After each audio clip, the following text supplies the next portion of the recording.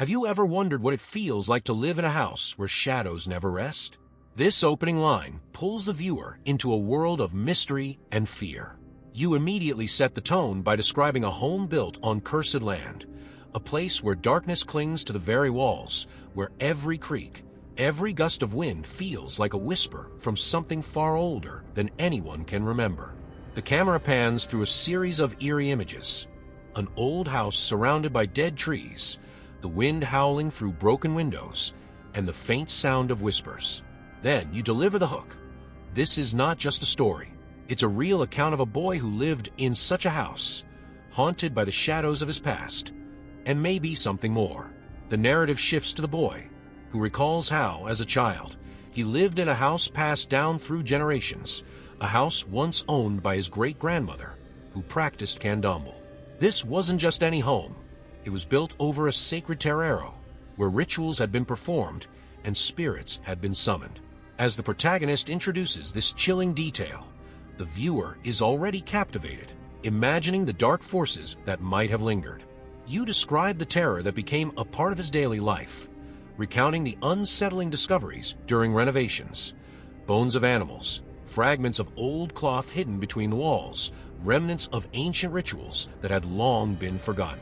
Then, the shift in atmosphere begins. You describe how, even as a young child, he would see things, dark figures moving swiftly in the corners of his vision, only to disappear when he looked directly at them. His parents, distracted by their own lives, never seemed to notice. This is where the mystery deepens. The boy would hear the distant laughter of his parents in the kitchen, but at the same time, feel the suffocating presence of something else lurking in the dark corners of the house. It was like living in two different worlds, you explain. One filled with the normal sounds of everyday life, and the other, a shadow world, constantly circling, always watching. The tension builds as you begin to describe the moment that forever scarred him. One night, while playing in his room with his Iron Man toys, a shadow crossed his path, a black figure that moved unnaturally fast, heading straight into his parents' room. His heart pounded as he paused, waiting for some explanation, but only the eerie silence of the house responded. The voices of his parents still echoed from the kitchen, far from where the shadow had disappeared. The boy, gripped by curiosity and fear, rose to investigate. This is where you invite the viewers to lean in, promising them that the terror is only beginning. You end the introduction with a cliffhanger, the kind that gnaws at the back of their minds. What he found inside that room wasn't what he expected, and it's something he'll never forget. You cut to black, leaving the viewer on the edge, craving to know what happens next. If you love real, terrifying stories like this one, don't forget to subscribe to Sinister Stories. Hit the like button and share this video with your friends who appreciate the darker side of reality. Now, let's go deeper into the shadows. Imagine a house that seems to breathe with a life of its own. It's old, worn, and steeped in history, a history that the family could feel but never quite explain. This is the kind of house where time stands still, where the walls seem to hold on to memories of the past, whispering them in the dead of night. The house had once belonged to the protagonist's great-grandmother, a respected figure in the practice of candomblé. But it wasn't just her presence that lingered. The house was built on an old terreiro, a sacred ground where rituals had been performed long before the family moved in. This sacred space had seen offerings, sacrifices, and possibly much darker ceremonies. It was a place where the line between the living and the dead blurred. As you set the stage, describe the environment in vivid, unsettling detail. The house sits isolated on the edge of a forgotten town, surrounded by gnarled, dead trees that seem to twist and contort in the wind like ancient spirits still guarding the land. The yard is overgrown, wild with weeds, and the paint on the house is chipped and peeling, giving the entire structure a decayed and abandoned look. There's something about the house itself. It feels alive, as though it's watching, waiting. The windows, dark and lifeless during the day, seem to flicker with movement at night, as if something inside is lurking just beyond the glass. Inside, the house is filled with the smell of damp wood and dust. The creaking floors, sagging under the weight of time, groan with every step. Each room is dimly lit, casting long, eerie shadows that stretch across the walls, as though the house itself is reaching out. The family had grown used to it over time, brushing off the unnerving sensations as part of living in an old house. But the protagonist, still just a young child at the time, could sense what the adults could not. There was a presence there, several, in fact, that seemed to hide in the corners of the rooms, watching him. During the day, the house was quiet, almost peaceful, if not for the underlying tension that never seemed to lift. But at night, everything changed. That's when the whispers started. Faint at first, like wind rushing through cracks in walls, but they grew louder, more insistent. The boy would lie in bed, wide-eyed, clutching his blanket as the sounds echoed through the hallways. He could never make out what the whispers were saying, but he knew they were meant for him. The nights were the worst. The shadows in his room would shift, moving ever so slightly, as if the darkness had a mind of its own. The temperature would drop suddenly, and the air would become thick, heavy with a presence that he couldn't see but could feel deep in his bones. It was a primal kind of fear, the kind that makes your hair stand on end and your heart race in the silence. Every time he closed his eyes, he would hear faint footsteps, soft but unmistakable, pacing just outside his bedroom door. His parents, oblivious, would sleep soundly in their room, unaware of the terror their child faced each night. The house itself seemed to hum with an energy that was both ancient and malevolent. It wasn't just the spirits of those who had passed, but something darker, something more dangerous. During renovations, the family had found strange things: animal bones tucked inside the walls, old pieces of fabric that looked like they had been used in rituals, and other artifacts that didn't belong in a home but in a place of worship, or perhaps something far more sinister. These discoveries were brushed off as oddities, relics of the past. But to the boy, they were proof that something was terribly wrong with the house. The energy of the house grew stronger over time, as though it was feeding off the family's presence, growing more powerful with each passing day. It wasn't just the whispers or the shadows. It was the feeling that the house was watching, waiting for the right moment. Every corner of the house seemed to hold secrets, dark and terrible secrets that no one dared to uncover. The walls themselves seemed to pulse with life, and the creaking of the floorboards at night sounded more like the house was breathing, exhaling its dark history. The setting becomes more than just a backdrop. It is a character in itself, alive with unseen forces that manipulate the very atmosphere. The viewer feels the weight of the house's history, its dark roots in rituals and sacrifices, and the lingering presence of spirits that have never truly left. The tension builds as you describe the oppressive feeling of being watched. The way the air grows heavier the deeper the protagonist goes into the house, as if the house is daring him to uncover the darkness that lies within its walls. You end the scene with the protagonist standing alone in his bedroom, staring out into the hallway, where the shadows seem to move on their own. The sound of his parents' voices from the distant kitchen is the only comfort, but even that feels distant, like a thin veil between him and the terror lurking just beyond.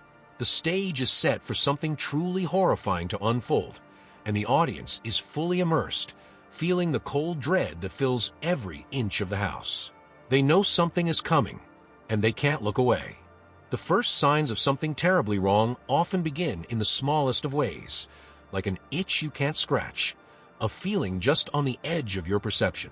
For the boy in the house, it started with subtle changes, small things that could easily be dismissed, but together painted a picture of growing dread. It began with strange noises, the kind that you can't quite explain. The house, already old and creaky, started to make sounds that weren't the typical groans of wood settling. At night, while he lay in bed, he would hear faint footsteps above him, in the attic, even though no one ever went up there. At first, he convinced himself it was just the house itself, but the sounds became more distinct, more purposeful, like someone or something was pacing back and forth, just out of sight. The whispers came next. They started faintly, almost like the rustling of wind through the trees outside, but soon they became clearer, closer. He would lie in his bed, staring at the ceiling, trying to make out the words, but they were too garbled, too distant, as if spoken from another world. Sometimes, they sounded like a conversation between two people just down the hall. Other times, like a voice whispering directly into his ear, cold and breathy.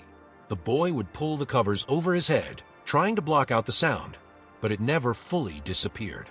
It clung to the air, hanging just out of reach, as if waiting for the moment he would finally listen. The shadows in the house began to change too. It started innocently enough. A shadow would flicker in the corner of his eye, but when he turned, there was nothing there. At first, he told himself it was his imagination, just tricks of the light in an old house. But then they became more insistent. As he played in his room, he would see them dart across the hallway, always just on the edge of his vision, moving too fast to be a trick of the light. One night, he watched as a dark shape passed by his doorway, swift and silent. His heart raced, but when he peeked into the hallway, it was empty, the only sound being his parents' voices murmuring in the kitchen. The most unsettling part wasn't that he saw shadows or heard whispers. It was a feeling of being watched, constantly. No matter where he went in the house, there was always the sense that someone or something was there, just out of sight, observing him. It wasn't the comforting presence of a family member, but something darker, something malevolent. It was as if the house itself had eyes in every corner, in every shadow, and it never stopped watching. During the day, it was manageable, but at night, the feeling became unbearable. Lying in bed, he would feel the weight of invisible eyes pressing down on him, suffocating him with their intensity. The temperature of the house also started to change in unnatural ways. The house was old and drafty, so the occasional cold spot wasn't unusual. But these were different. Sharp, bone-chilling cold that would appear suddenly and disappear just as quickly. The cold seemed to follow him, lingering in the corners of rooms and creeping down the hallway at night. It wasn't just a drop in temperature. It felt alive, like the cold was breathing down his neck. One night, as he played with his toys, he felt it. An icy breeze that rushed past him, making the hairs on the back of his neck stand on end. He turned, expecting to see an open window, but everything was closed. The cold was coming from somewhere else, somewhere much darker. The most terrifying moment came one evening when he was alone in his room. His parents were in the kitchen, their voices echoing faintly through the house. He was playing with his Iron Man figurines, trying to distract himself from the growing unease that had been gnawing at him for weeks. That's when he saw it. A shadow, darker than any he had seen before, moving quickly from the hallway into his parents' bedroom. His heart skipped a beat. The figure was tall and slender, moving unnaturally fast, like a blur of darkness that shouldn't exist in the real world. He froze, staring at the doorway where it had vanished. He could still hear his parents talking in the kitchen, but this shadow, this thing, was in the room just next to his. His curiosity battled with his fear. He was young, innocent enough to believe that perhaps his eyes were playing tricks on him, but the dread in his chest told him otherwise. His legs felt heavy as he stood up, each step towards the doorway a struggle against the overwhelming sense of doom that filled him. He paused at the threshold, listening. The house was silent, except for the faint murmur of his parents' conversation. With a trembling hand, he pushed open the door to his parents' room. The air inside was cold, much colder than it should have been, and the shadows seemed to thicken around him, swallowing the light from the hallway. But there was no one there. The room was empty, the bed untouched. The closet door, slightly ajar, creaked in the silence. He felt the prickle of fear crawling up his spine, telling him to run, but his feet were glued to the floor. The shadow he had seen was gone, but the feeling remained. Something had been in that room, something that didn't belong, and it was still watching him.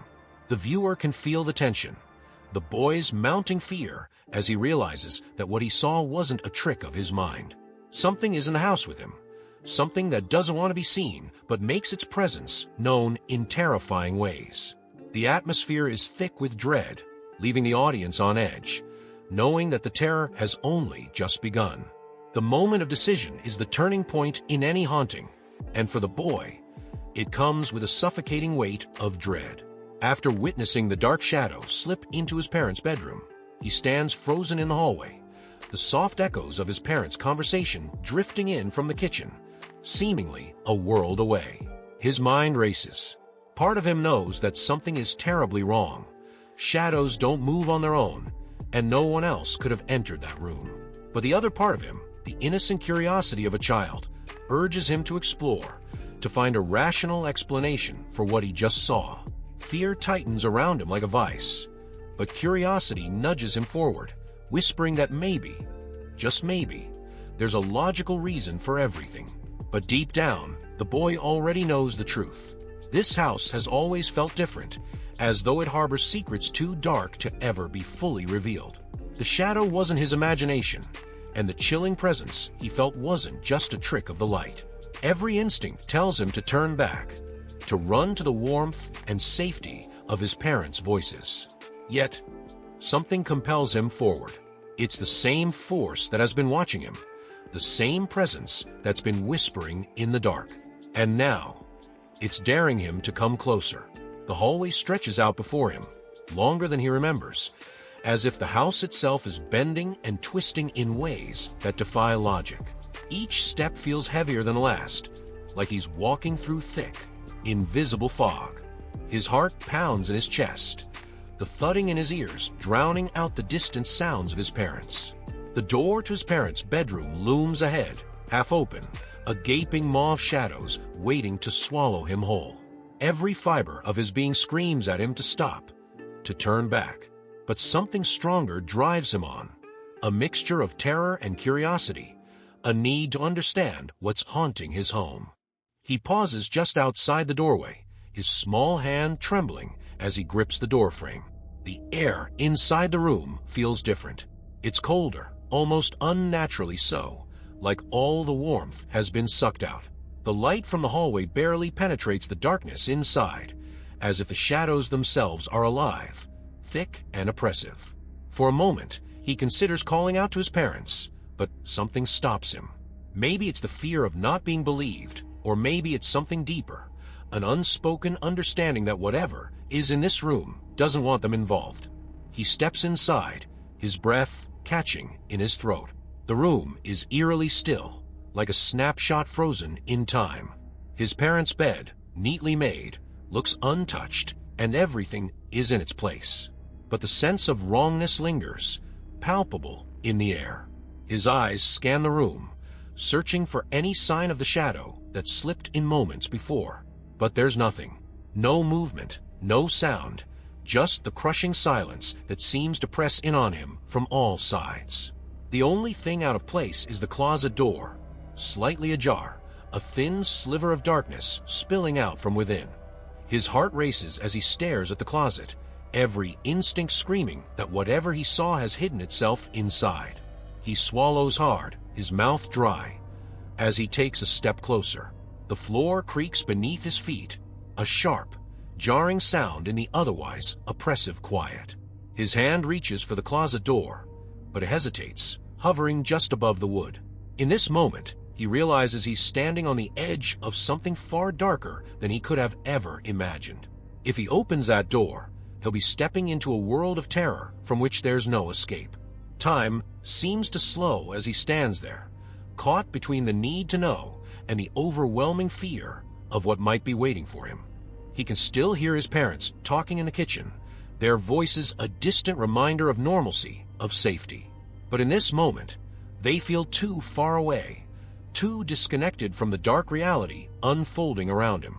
He knows he can turn back, run to them, and pretend that none of this ever happened. But something inside him won't let him. It's not just curiosity.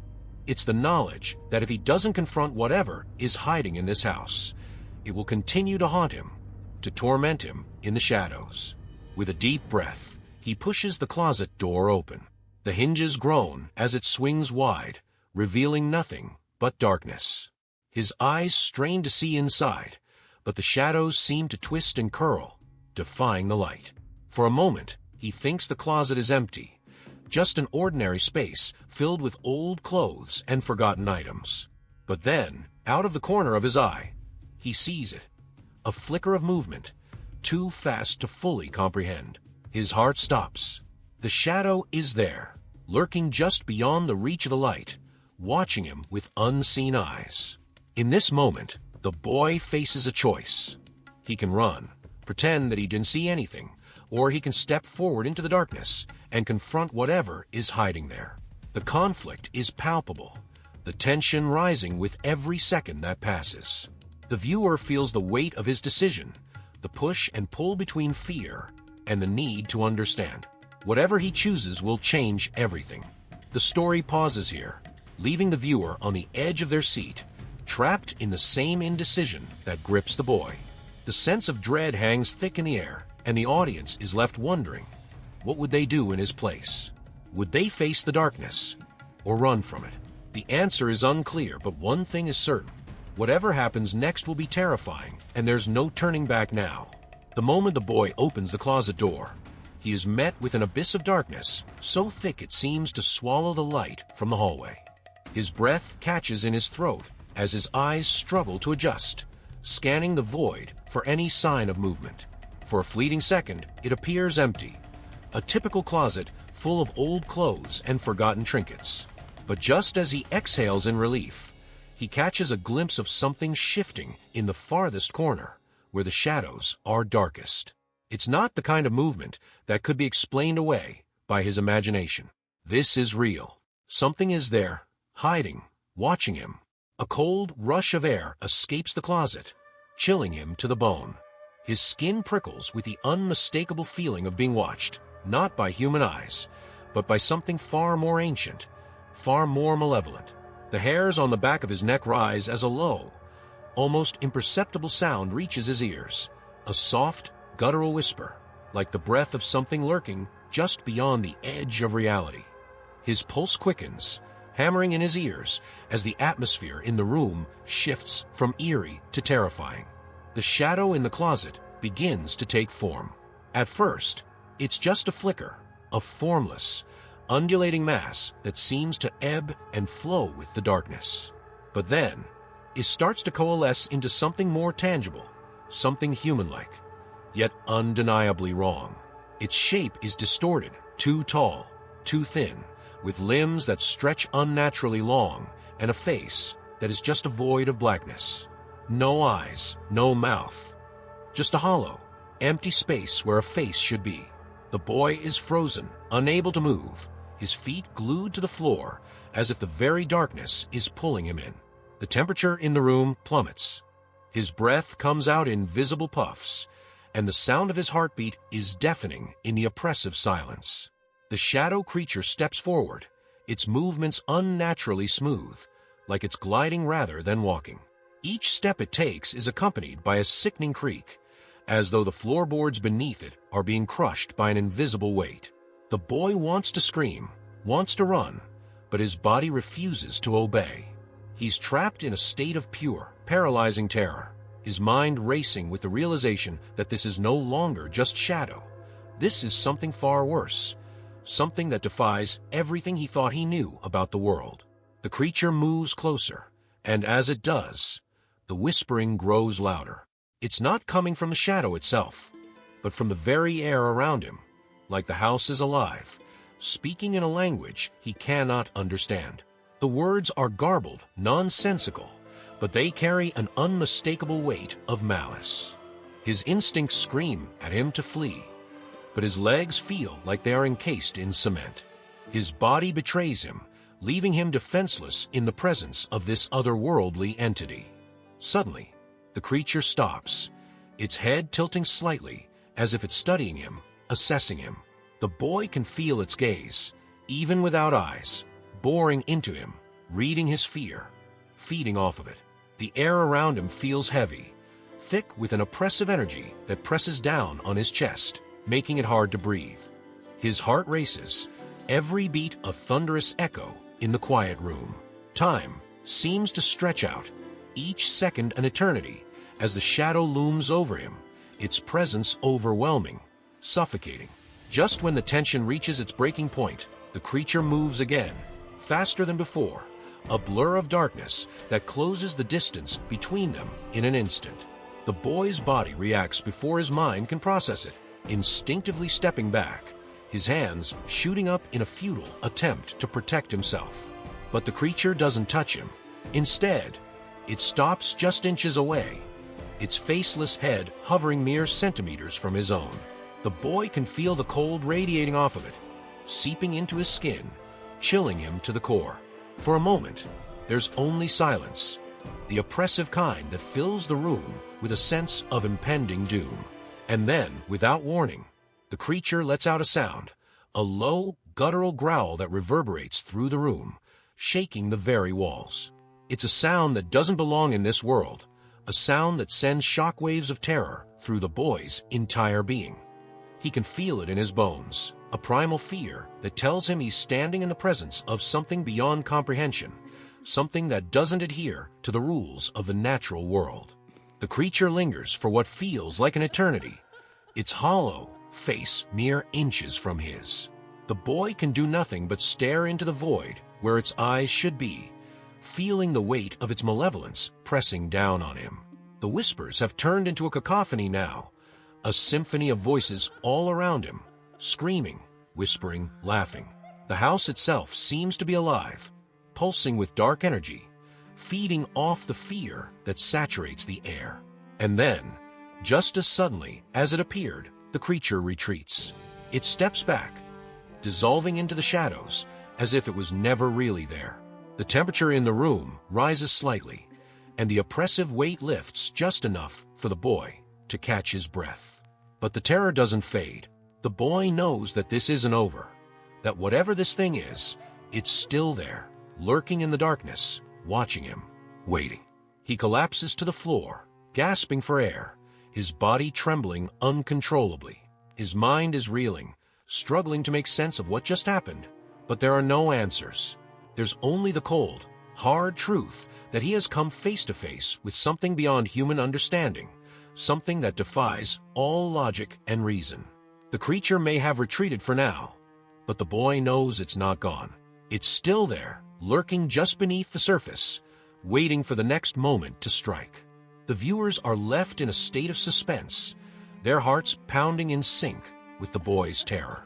The confrontation is not just with a ghost or a simple haunting, but with something far more sinister, something that exists beyond the bounds of human comprehension. They are drawn in, unable to look away, knowing that the darkness in the house is far from gone, and whatever comes next will be even more terrifying.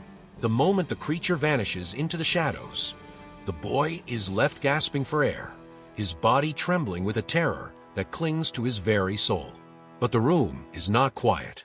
The whispers, once faint and distant, now grow louder, swirling around him like a storm of disembodied voices. They echo from the walls, from the floorboards, from the very air. And though he still cannot understand their language, their intent is clear. They are not done with him. The house is alive, pulsing with malevolent energy, and it wants him to know that it is watching, waiting for the right moment to strike again. As the boy stands in the center of his parents' room, his mind reeling from the confrontation, a sudden realization dawns on him. This presence, this darkness that has haunted the house for so long, it's not just an echo of the past. It's something far worse. The shadowy figure wasn't a ghost or a spirit bound to the house by old rituals. It was something much older, something born from the very ground the house was built on. He remembers the stories his grandmother used to tell him about the terreiro, about the rituals performed there by his ancestors, about how the line between the living and the dead was always thinner on that sacred ground. But what if the line had been broken completely? The boy's mind races back to the strange things they found during the renovations. The bones, the tattered fabrics, the strange symbols etched into the wood beneath the floorboards. He now understands that these were not simply remnants of long-forgotten rituals. They were warnings, signs of something darker that had been awakened by the very act of disturbing the sacred ground. His great-grandmother's rituals weren't just ceremonies. They were meant to contain something, to keep whatever was beneath the house at bay.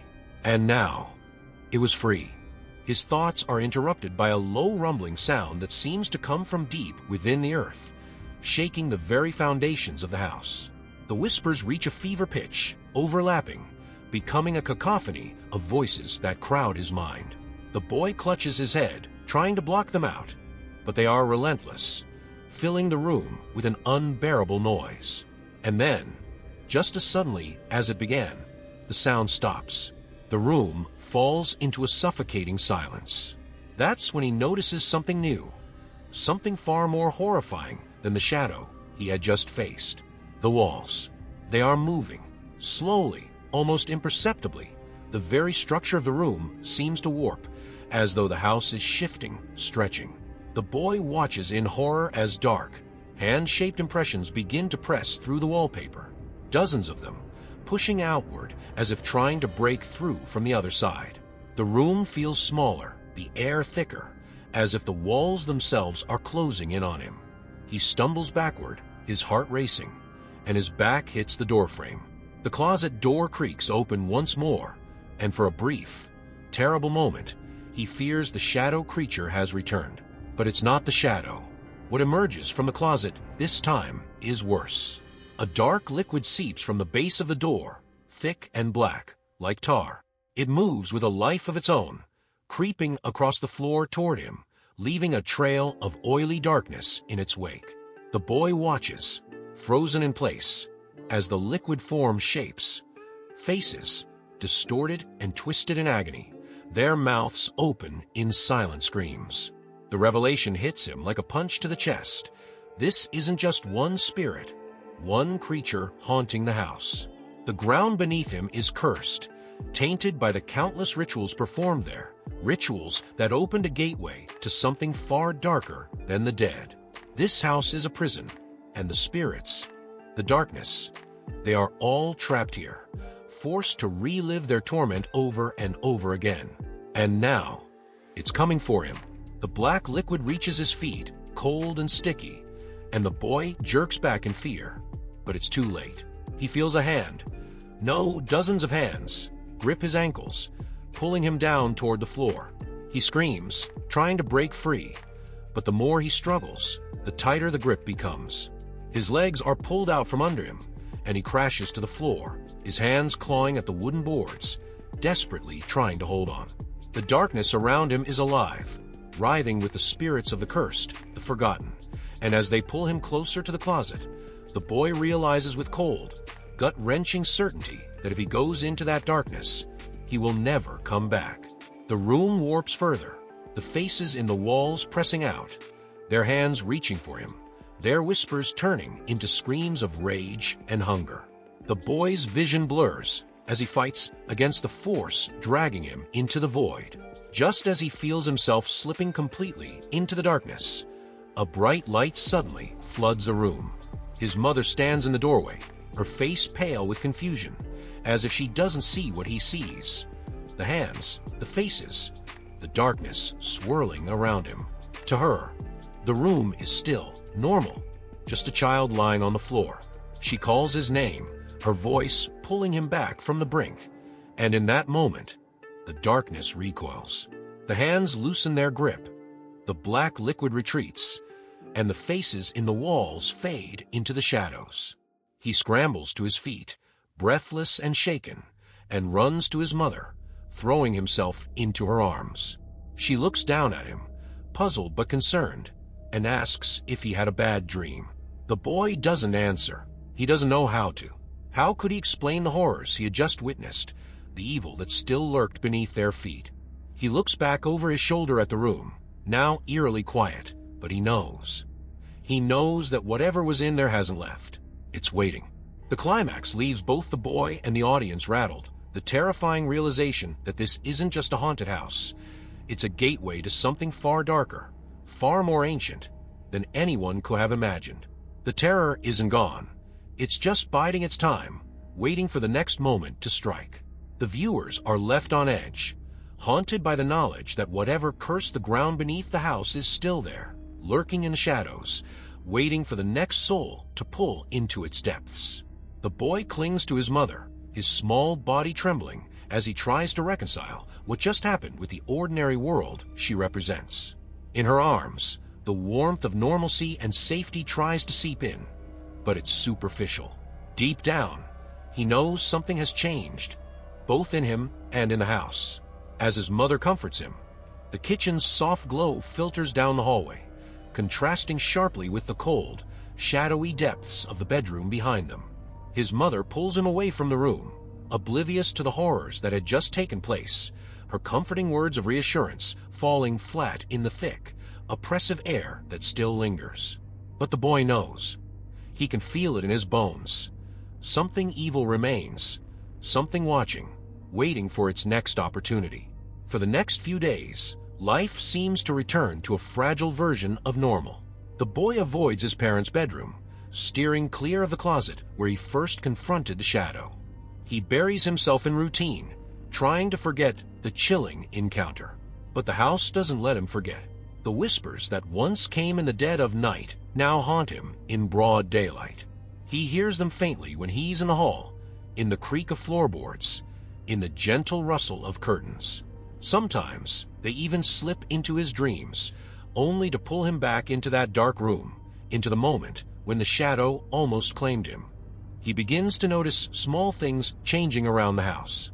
The cold spots in the air come and go without warning, and certain objects, his toys, books, and even his shoes, are moved from where he left them, placed in odd positions as though something is playing with him, taunting him. His mother and father brush off his concerns, chalking it up to an overactive imagination or childish games. They don't see what he sees. They don't feel what he feels. The house, once his home, has become a prison filled with creeping dread. Then, one night, he wakes up in the middle of a dream, heart racing, with that same suffocating sensation he felt when the shadow first appeared. He knows instantly that something is wrong. The air is thick, stagnant, and there is a coldness that seeps into his skin. He listens intently. At first, there is only silence. But then, from the hallway, a faint sound, a soft, dragging noise, slowly approaches. His breath catches in his throat. He wants to hide, but he knows there is no point. It's coming. The door to his bedroom creaks open, but nothing steps inside. The shadows are alive again, shifting, curling along the walls like a living thing. He watches, frozen in his bed, as the darkness in the room seems to grow thicker, darker, almost like it's feeding off his fear. He knows deep down that the creature from the closet is back, and this time, it's not just here to scare him. It wants more. Just as the tension becomes unbearable, the figure stops. It lingers in the doorway, a looming silhouette of malevolence, before slowly retreating, disappearing into the shadows. The room becomes silent once more, but the boy knows this isn't a victory. The house isn't done with him. It never will be. The creature, the darkness, has tasted his fear, and it won't stop until it has consumed him entirely. His mother and father are still asleep, unaware of the horrors that lurk just beyond their dreams. But for the boy, sleep offers no escape. He is trapped in the house's web, and he knows that the shadow will return. Over time, the boy changes. He becomes quieter, more withdrawn. The carefree innocence that once defined his childhood is gone, replaced by a constant sense of paranoia and fear.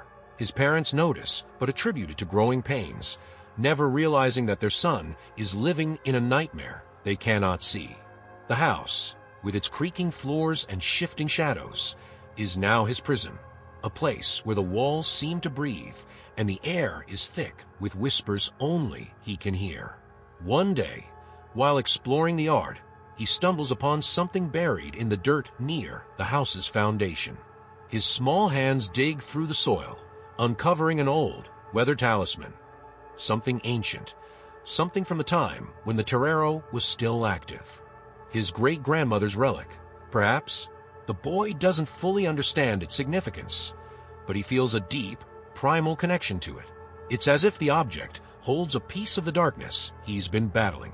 Yet instead of offering protection, it feels like a tether, a reminder that the evil beneath the house was never truly banished, only contained.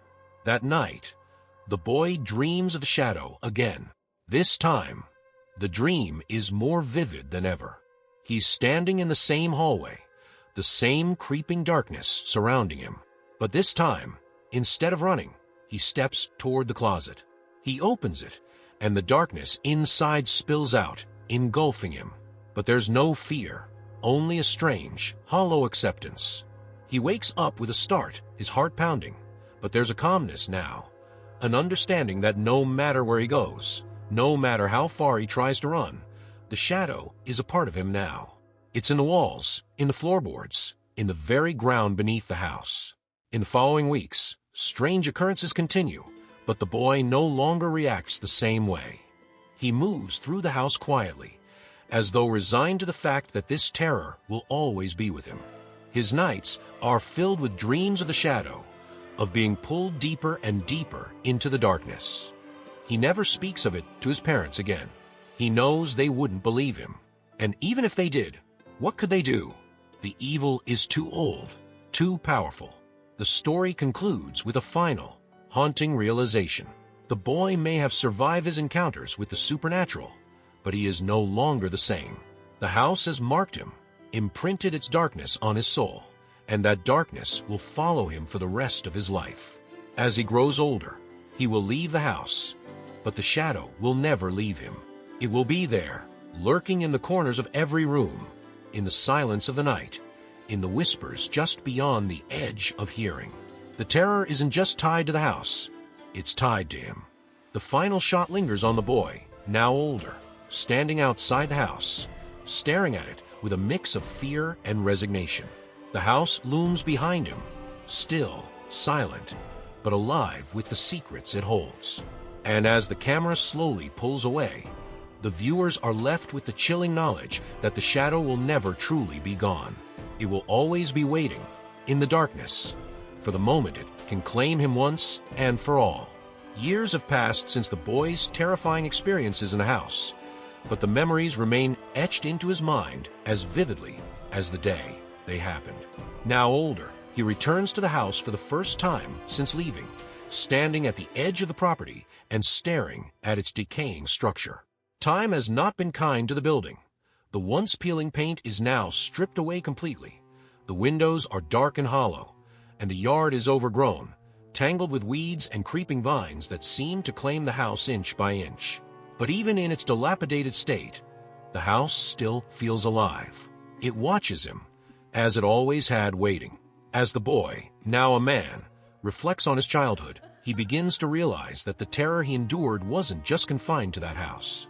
It has followed him throughout his life, like a shadow that never fades, always lurking at the edges of his consciousness.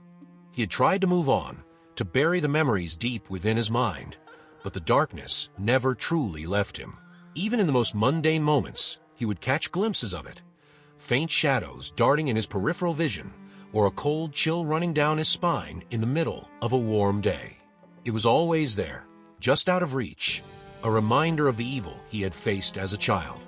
He had nightmares for years, dreams where the house would beckon him back, the shadow waiting for him in the closet, its hollow face grinning with malevolent glee.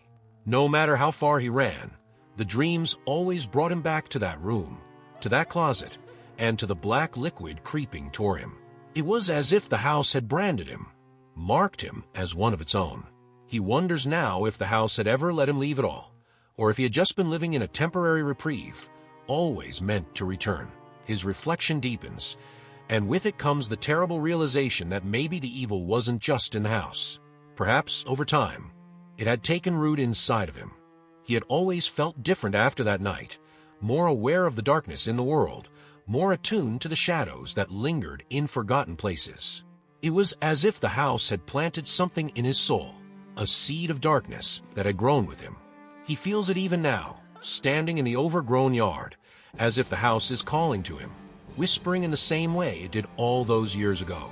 As he moves closer to the house, he can almost hear the whispers again, faint but unmistakable. They swirl in the wind, carried on the same malevolent energy that had once filled the halls with terror. But this time, he understands them. They are not the cryptic, incoherent murmurs of his childhood. They are clear, deliberate. They are calling him home. The man stands at the threshold, staring into the darkened doorway, and realizes that no matter how far he had run, no matter how much he tried to forget, he was always meant to come back. He steps inside, the air thick with the familiar cold that seeps into his bones.